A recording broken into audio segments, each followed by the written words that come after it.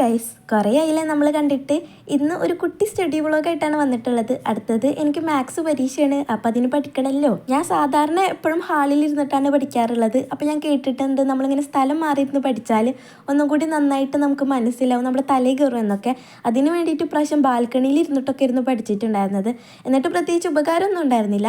15 chapters പഠിക്കാനുണ്ടായിരുന്നു. അതിലാകെ ഒരൊറ്റ എണ്ണമായിരുന്നു ഞാൻ complete ചെയ്തിട്ടുണ്ടായിരുന്നത്. നോട്ട്ബുക്ക് ഒന്ന് തുറന്നു നോക്കിയപ്പോൾ ഇതൊക്കെ ആദ്യമായിട്ട് കാണുന്ന അവസ്ഥയായിരുന്നു കേട്ടോ.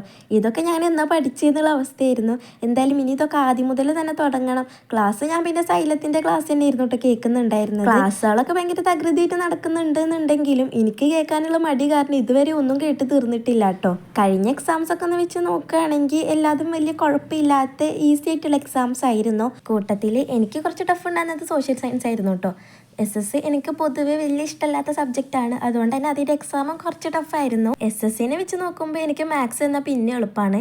XSൽ എനിക്ക് അത്യാവശ്യം മാർക്ക് ഉണ്ടെങ്കിലും എനിക്ക് പഠിക്കാനായിട്ട് ഒട്ടും ഇഷ്ടമല്ല കേട്ടോ. കാരണം ഇങ്ങനെ കാണാപ്പാടി ഇരുന്ന് ഇങ്ങനെ പഠിക്കേണ്ട സംഭവമാണല്ലോ. മാത്സ് പിന്നെ നമ്മളിങ്ങനെ ചെയ്ത് പഠിക്കുന്ന കാര്യമാണ്. ഈ ഒരു മാത്സ് എക്സാമിൽ എനിക്ക് അത്യാവശ്യം മാർക്ക് വാങ്ങണമെന്ന് നല്ല ആഗ്രഹമുണ്ട്. പക്ഷേ ഞാൻ പഠിച്ച് തുടങ്ങാനായിട്ട് ഇത്തിരി ലേറ്റായി പോയി. അതാണെങ്കിൽ ഒന്നും പഠിച്ചിട്ടായിട്ടും ഇല്ല.